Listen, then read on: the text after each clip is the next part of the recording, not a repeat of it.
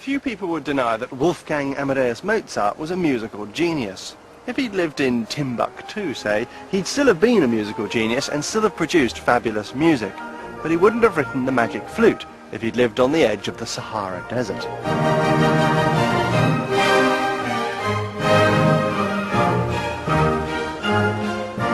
Mozart's music is as much about time and place as it is about genius.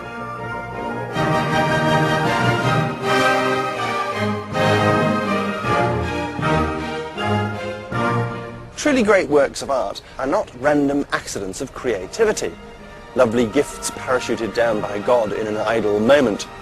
Great works of art erupt like chemical reactions, brought to life by the collision of extraordinary events and exceptional people.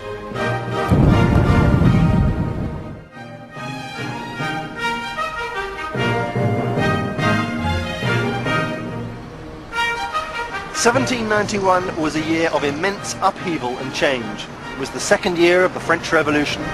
The year that Thomas Paine published his radical Rights of Man, and the year the American Constitution and its Bill of Rights for all citizens was ratified by Congress and the first President of the United States, George Washington. William Wilberforce introduced his bill to end the Atlantic slave trade. William Blake was writing his mystical Songs of Experience, and James Boswell his Life of Johnson. But 1791 was also an incredible year in the history of music. In 1791, Mozart's life became shrouded in mystery and intrigue. The mythology surrounding Mozart is typified by his last meeting with Joseph Haydn in Vienna. Haydn had always championed Mozart, his former pupil, and the two men were good friends, often meeting here at the Esterhazy Keller. Before Haydn left Vienna for a tour of England, the two men dined together, and the young composer bade a poignant farewell with the words, "In all probability we are saying our last adieu in this life." Haydn, then aged 58, was naturally anxious about the long journey to London, and both of them thought he'd never make it back to Vienna in his lifetime. But in fact, it was Mozart, 25 years his junior, that died first. 1791 was the last year of his life.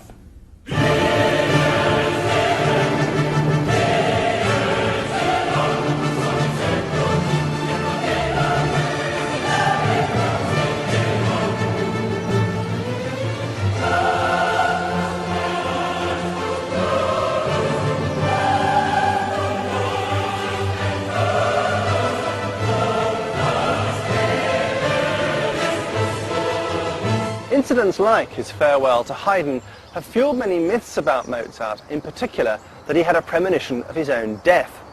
Because someone with such a massive talent died at the tragically young age of 35, the circumstances surrounding his death have been, perhaps understandably, romanticized.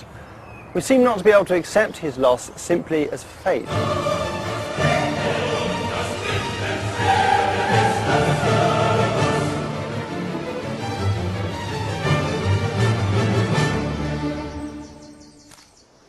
The mythology of Mozart was brought to a worldwide audience by Peter Shaffer's play and film Amadeus.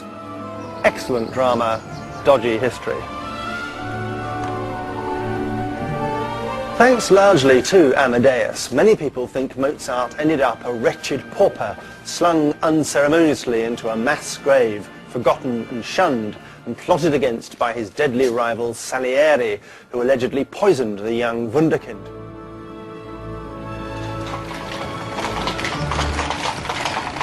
Most of the myths about Mozart's death can be traced to one single incident in 1791, the commissioning of his famous Requiem.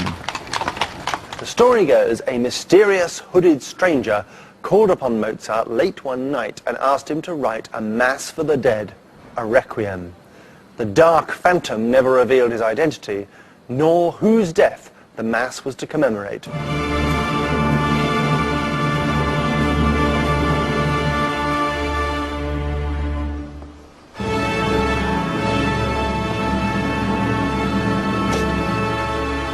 Mozart, terrified yet fascinated, accepted the commission. He then fell ill and died without finishing the work. His supposed last words were, "I was writing this for myself."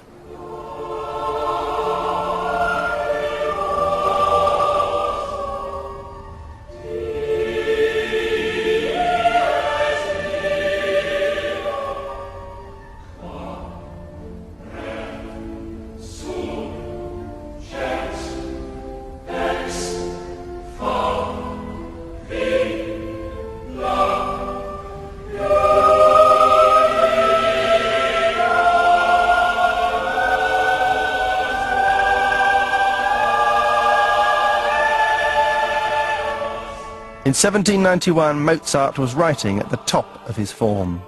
There's a sense of effortlessness about the Requiem as one soaring, heartbreaking melody follows another.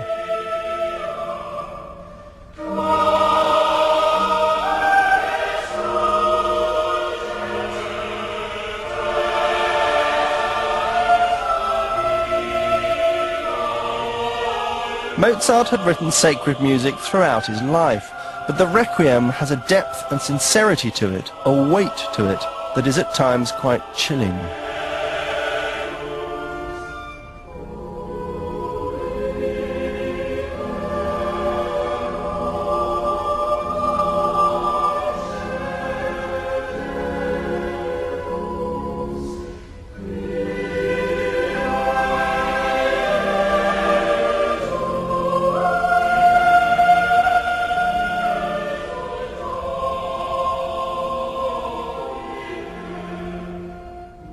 Within weeks of Mozart's death, rumours had already begun to circulate that he'd been murdered.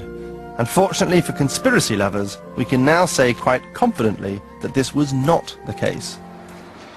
Because Mozart wasn't writing his Requiem for his own death, but for that of a 20-year-old woman who died of typhoid fever on St. Valentine's Day, 1791. Her name was Anna von Walsegg, and she's lying here beneath my feet in the church of Schottwien, 50 miles from Vienna. Her husband, Count Walsegg, wanted to glorify her memory with a Requiem Mass, and being short of neither cash nor taste, he wanted it to be written by Mozart. Now, Walsegg had long been in the habit of commissioning other composers and passing their work off as his. That's why there was so much secrecy surrounding the commissioning of the Requiem. He had intended to conduct the piece himself on the first anniversary of his wife's death. But another unexpected death foiled his plan, Mozart's, and the work remained unfinished. Mozart's myth-makers have never let the facts stand in the way of a good story. Maybe a lot of this doesn't really matter, but there's one aspect of Mozart's modern image that is desperately wrong and stands in the way of a proper appreciation of his great genius. And that's the idea that he was some sort of giggling cretin, inexplicably blessed with some awesome God-given talent. The brain of Einstein, you might say, trapped in the body of Norman wisdom. It's true that when you read Mozart's letters, he comes across as an intensely playful character, indulging one moment in zany riddles and codes, the next in a sort of Benny Hill-style slap and tickle. But the vast majority of his letters concern themselves with technical musical matters, with arts, books, science and politics. Here was a highly educated, articulate and religious man, fluent in 5 languages, who held strong and passionate opinions about the great issues of his time. It goes without saying that Mozart is a crucial figure in musical history, but I believe he responded more profoundly, more brilliantly than anyone else in whatever field to the spirit of his age. To understand Mozart's work, we need to see it as an essential contribution to the great intellectual project of the 18th century, the Enlightenment. Before the Enlightenment, people basically accepted their lot or their destiny as set out for them by the king or the emperor or the pope, or in fact anybody who claimed to have a direct line to God. In the 18th century, all this changed. Everything was questioned and subjected to the glare of reason. Don't just tell me, prove it.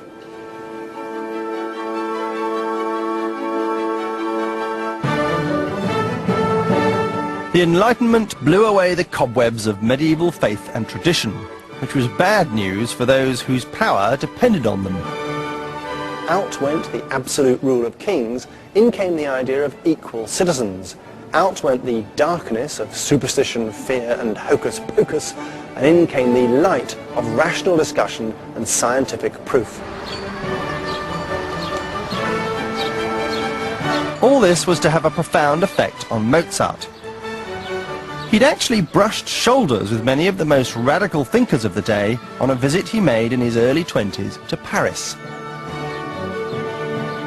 The latest word from the movers and shakers of the Enlightenment was eagerly awaited all across Europe, not least by Mozart, especially their thoughts on politics. The characters who met in these cafes and salons weren't the angry poor mind storming the bastions of the privileged armed with pitchforks and grappling hooks.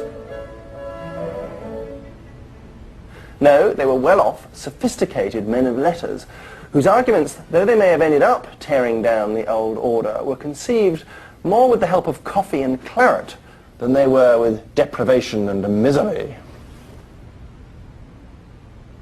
Bourgeois intellectuals wanted to reform their rulers rather than ditch them altogether. Mozart was a classic example of this attitude. For him, the ideal was to turn emperors and kings into liberals, not turn liberals into emperors and kings.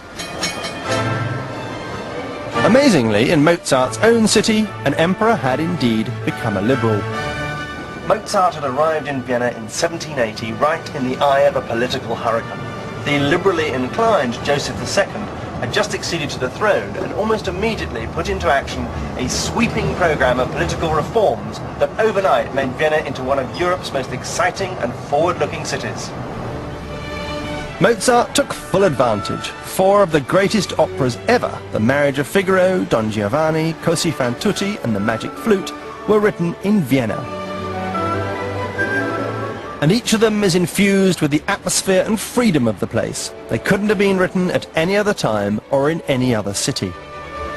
Joseph's Vienna was like JFK's Washington, hip, smart and progressive.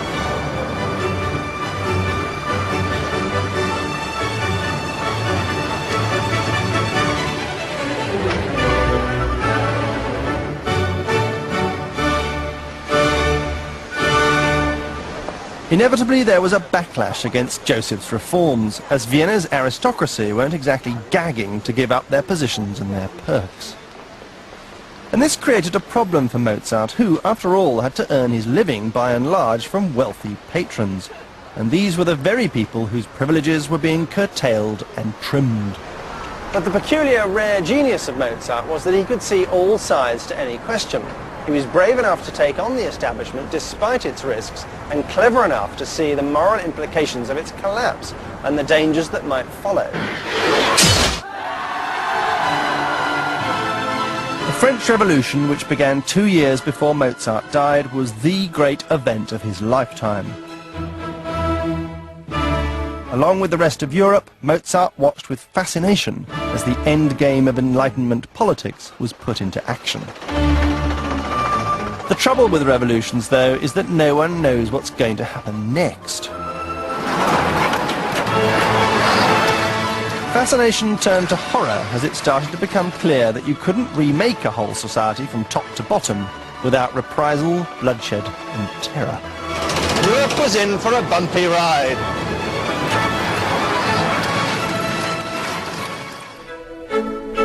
Mozart wasn't only influenced by the Enlightenment's politics. It pervaded all the arts, from poetry to portraiture, from murals to music. The Enlightenment models for government, for architecture and for style in general were ancient Greece and Rome. Temples complete with grand columns, colonnades and arches popped up everywhere. These were people who liked to think they were recreating a golden age.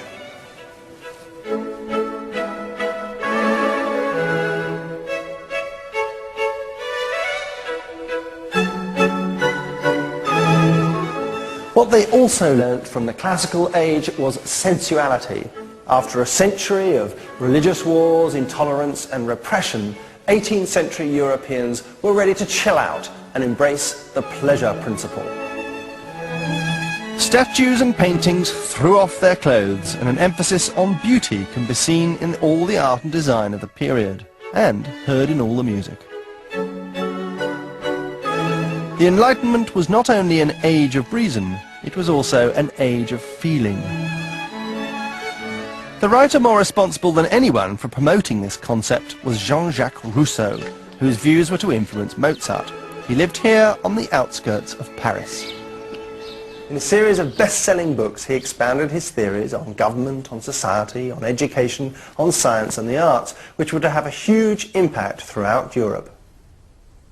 When Rousseau said, "Man is born free, but everywhere he's in chains," what he meant was that in his original primitive state, man was freer and happier because he wasn't constrained by the artificial inequalities and complications of civilization. This kind of man he called the noble savage.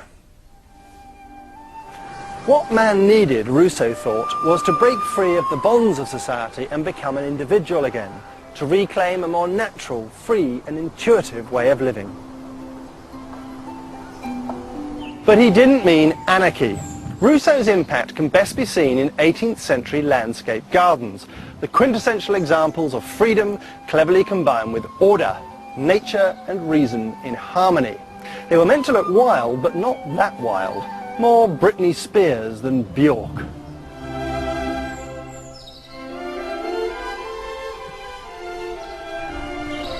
These supposedly uncultivated gardens were sneakily underpinned with a subtle design.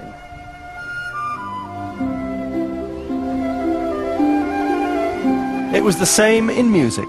Composers of Mozart and Haydn's time, what we now call the classical period of music, also used a carefully worked out and cunning plan.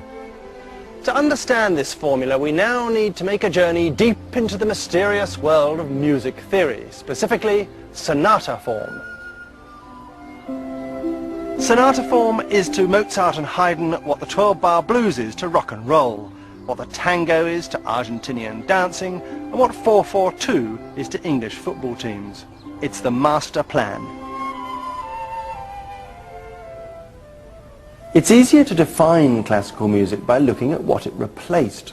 All artistic styles react to what went immediately before them, and in music's case, this meant sweeping away the multi-layered complexity and the rich decoration of the Baroque.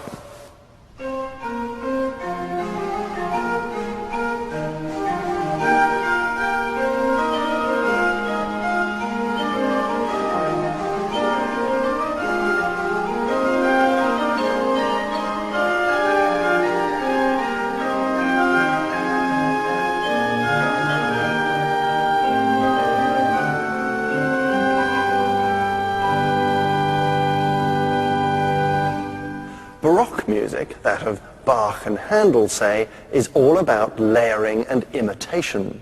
Baroque composers love to take a melody and superimpose it upon itself several times, one after another, to create a second, third, fourth, or even fifth layer. This technique is called fugue.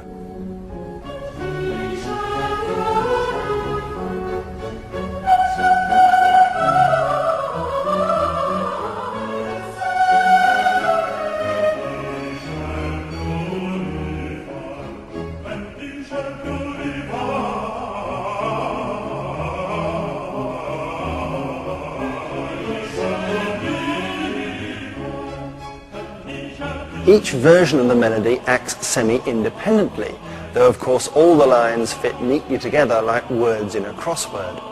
This kind of music is immensely clever and intricate, though you couldn't say it was especially emotional.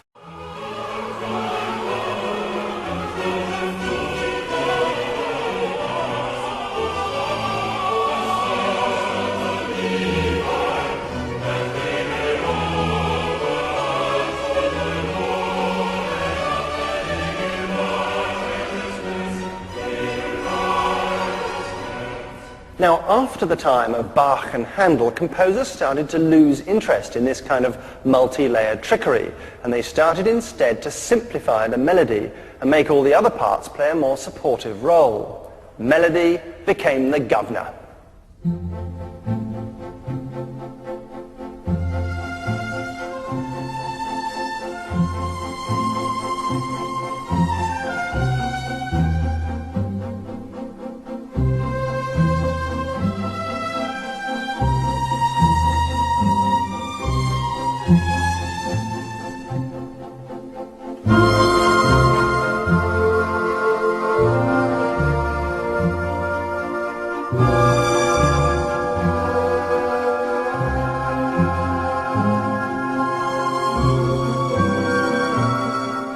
Suddenly we're in a much more focused world. The sheer gorgeousness of the tune entirely dominates the overall sound.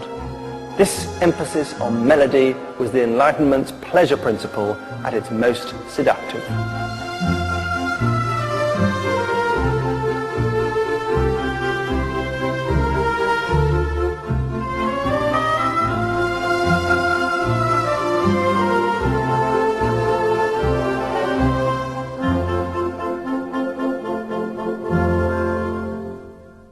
In the piece of Mozart you've just heard, the first phrase has a mini ending all of its own. Like that. It's then followed by an answering phrase of identical length, which also has a mini ending of its own.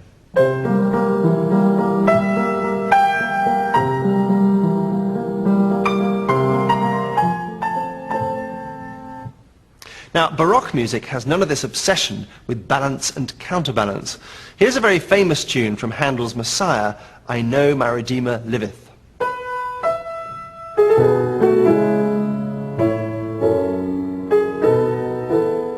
That's a lovely first phrase, but listen to his second phrase.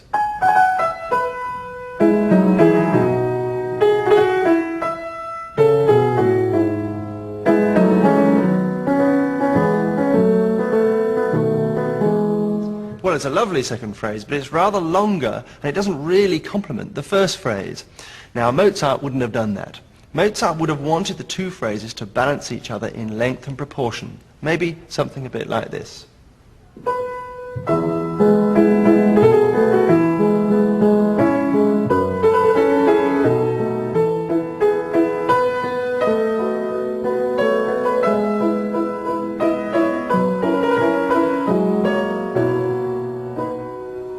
So the two phrases counterbalance each other, and the whole thing is like a self-supporting arch.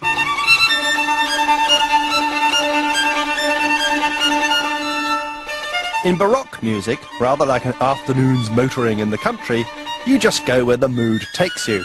The duration and direction of a musical journey aren't pre-planned.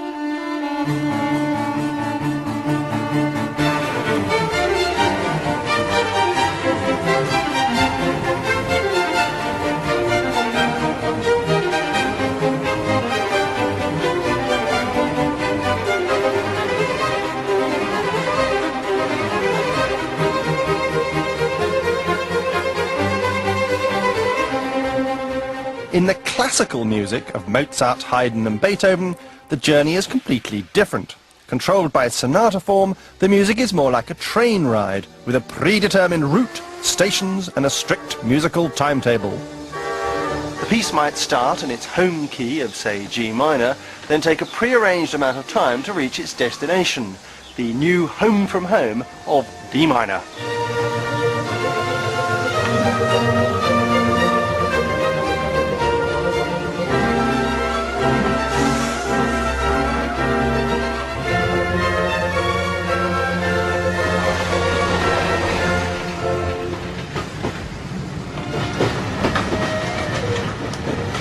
Each part of the journey, each step, follows the overall scheme. There's a sense of inevitability about it. And as a listener, you can sit back and relax in the knowledge that the composer is your trusty guide.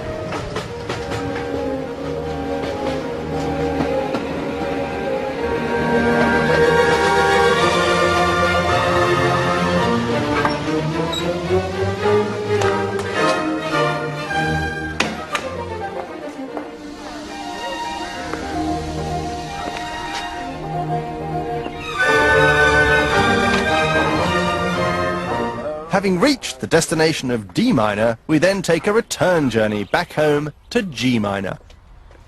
Bye-bye. Thanks for having me holiday.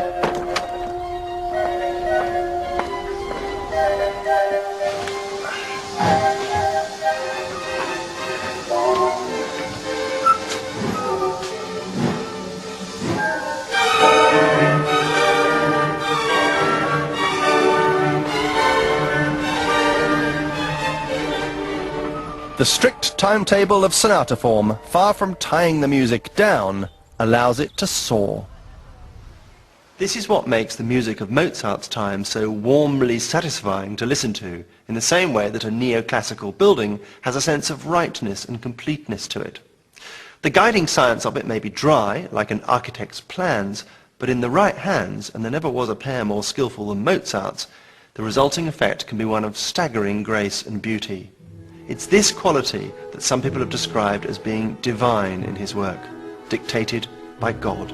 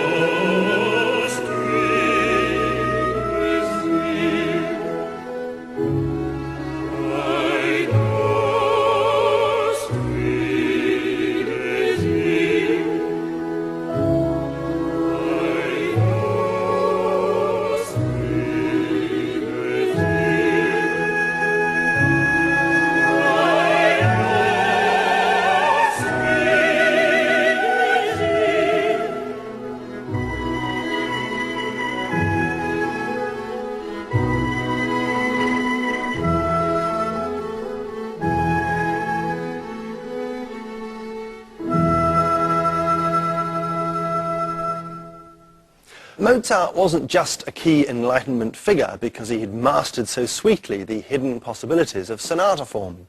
The 18th century equivalent of cinema and TV was the stage, and it was in his theatre works that Mozart found he could engage directly with the most topical and urgent social issues of the day. In 1791, Mozart put a lifetime's thinking about the Enlightenment into his last and most extraordinary opera. What's more, he wrote it for the widest possible audience. He started off writing sophisticated operas for the privileged few and ended up writing the world's first great musical for everybody, The Magic Flute.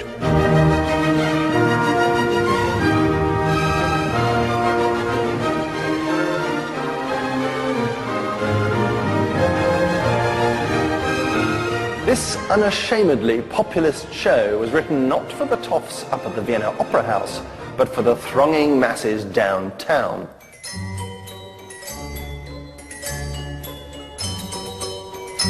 Its first performance was at the vaudeville-style Freihaustheater auf der Wieden, which was run by Mozart's friend and lyricist Emanuel Schikaneder. It was an instant, and even to Mozart, slightly surprising popular triumph. The Magic Flute is an extraordinary musical fable, a one-off in the whole musical theatre repertoire. It's practically uncategorizable, part panto, part opera, part mystical journey. In today's terms, it would be a new age musical spectacular staged at an open-air folk festival. Previous hit shows, also promoted by Schikaneder, were Oberon, King of the Goblins, The Philosopher's Stone, and The Dim Alpine Gardener. The tradition then was for folklorish populist yarns with plenty of slapstick and parody. And on one level, the magic flute can be seen as Harry Potter the musical.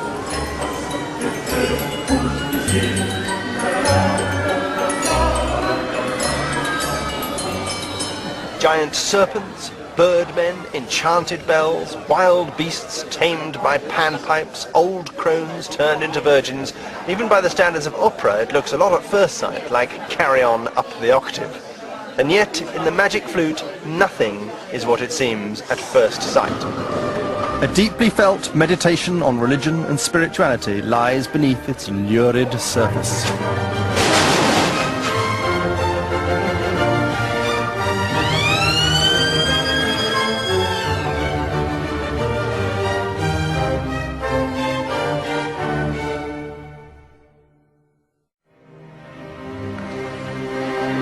The French Revolution replaced the rule of church and king with that of the citizens. But were people themselves enlightened enough to make the perfect society from scratch? Even before the French Revolution had kicked off in 1789, moderates like Mozart had already begun to sidestep the political struggle and turn instead to a deeper wisdom of a more thoughtful kind.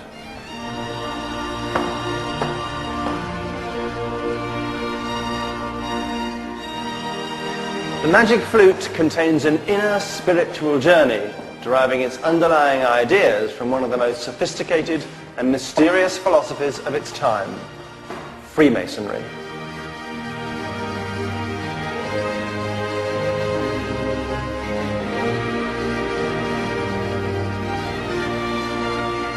Today we're familiar with a Pythonesque caricature of Freemasons as bank managers and regional police chiefs in aprons and rolled-up trousers.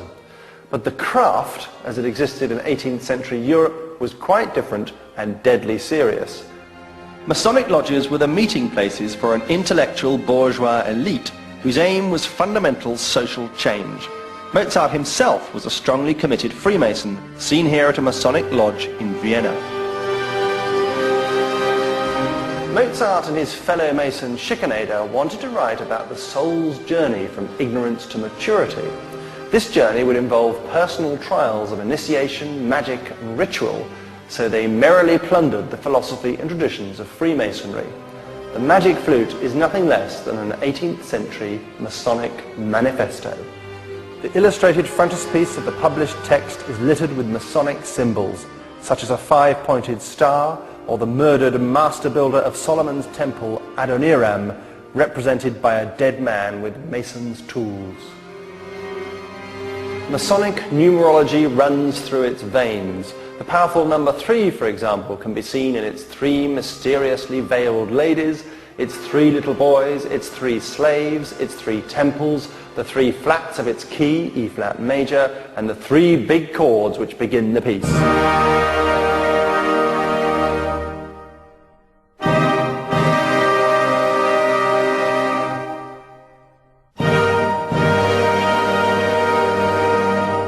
The plot of the magic flute concerns a young prince who goes on a quest seemingly to rescue an imprisoned princess, who then joins him on a series of bizarre adventures.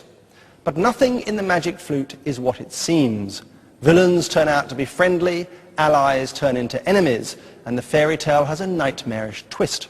There are strong resonances with Shakespeare's The Tempest, where the moral purity of 2 princely youngsters is tested in a magical place.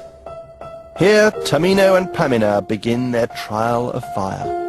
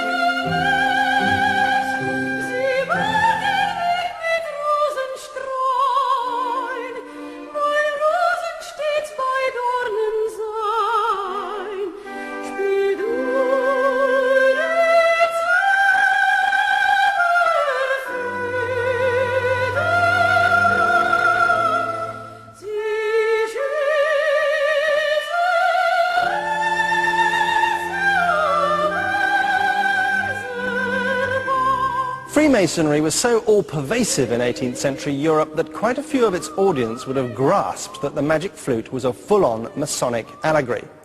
But far fewer, if any, would have realized that beneath its surface runs a more secret and controversial level altogether. A 10,000-year-old undercurrent of closely guarded, esoteric, magical wisdom which derived from the ancients. Put it this way, Mozart's choice of Egyptian temples for Tamino's trials was by no means accidental.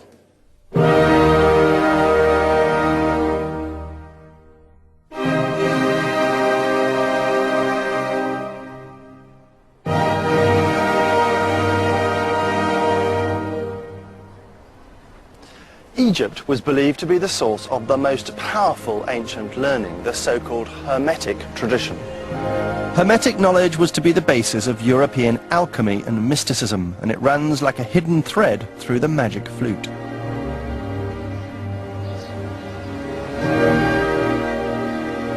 This ancient wisdom was reviled by official Christianity and went underground. For centuries it was thought to have been largely lost, but it was in fact being kept alive and passed on down the ages by a sort of secret society. These people even had to resort to transmitting it through code and allegory because the knowledge was thought to be so precious and so dangerous.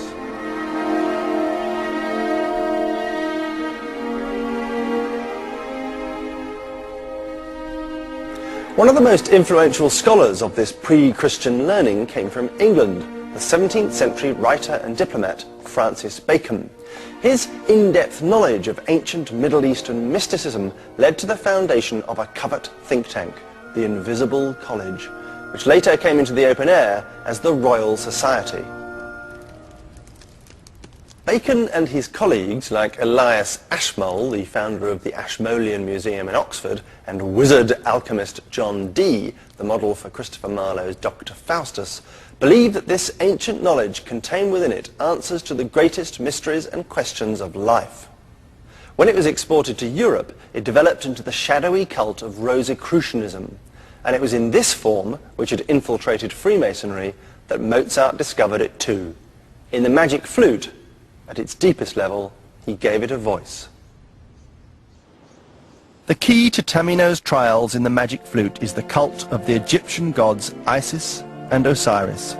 And this is the great temple of Osiris at Abydos, built in the 13th century BC.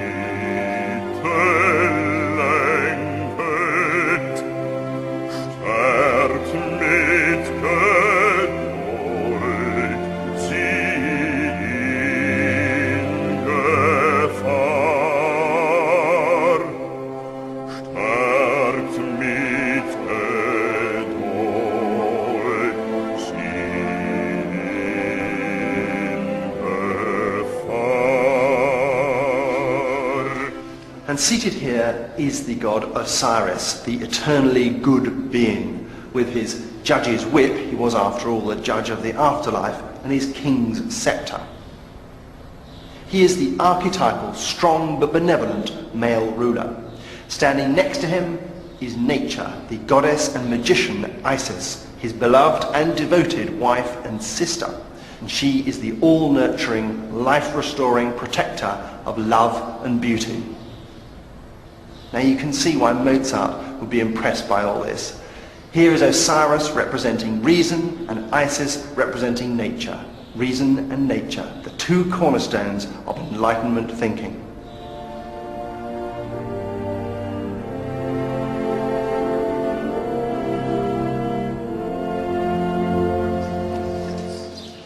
But for Mozart and the Rosicrucians, nature and reason were not enough on their own. Tamino and Pamina must pass through the third and final doorway, that of wisdom. And here we're at the centre of Mozart's personal beliefs. The secret of man's relationship with nature is that all its beauty and all its ugliness are within us too. They're an inescapable part of our makeup, good and bad. As Rousseau and Mozart would have it, we are above all natural men and women, but our nature must be tempered by reason. Like Osiris and Isis, nature and reason aren't opposites, they're partners. And this is what the third great attribute, wisdom, teaches us.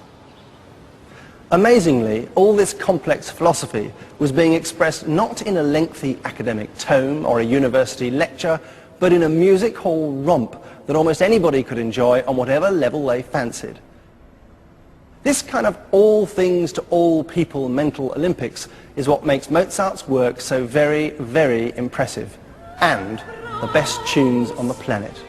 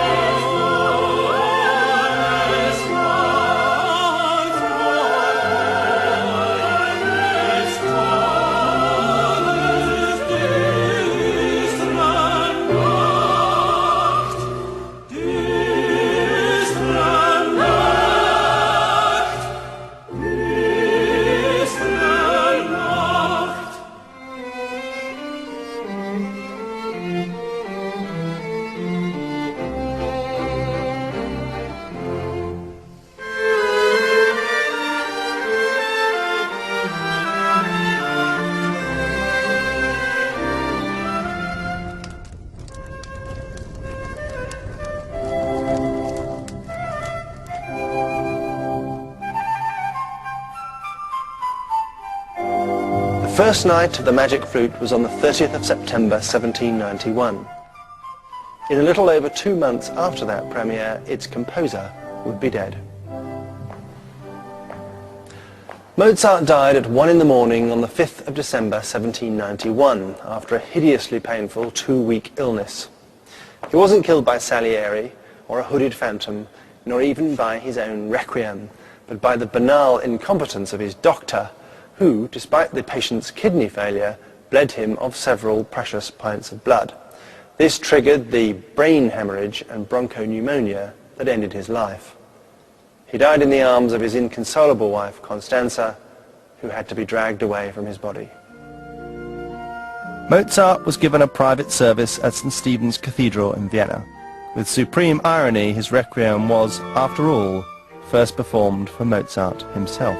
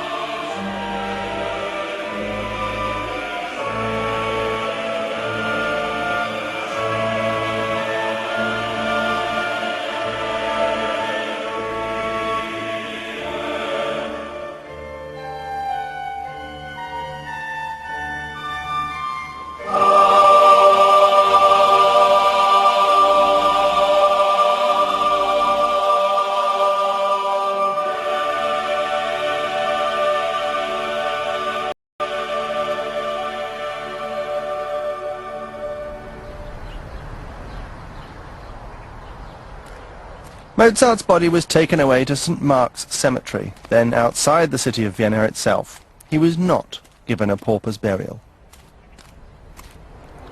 The lack of mourners at the graveside, about which so much has been made, was just the way things were.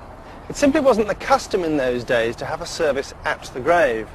Mozart's funeral arrangements were exactly the same as for anyone else who died in Vienna who wasn't a member of the aristocracy. No more, no less. At the Masonic funeral oration given in Mozart's honour, he was 3 times associated with Adoniram, the resurrected master builder of the ancient world. His fellow Masons were in no doubt that Mozart was some kind of conduit between man and the spiritual world. When he died, Mozart, far from being forgotten, as the myth would have it, was the most famous and talked about young composer in Europe. The magic flute was playing to packed houses, and Don Giovanni had just been revived with spectacular success in Prague. Mozart went out at the very top.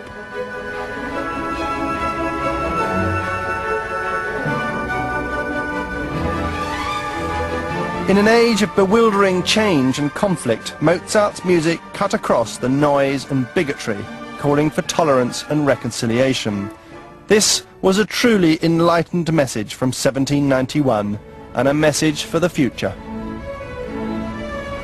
This music still speaks to us now, not simply because of its beauty, but because of a universal message contained within every bar of it.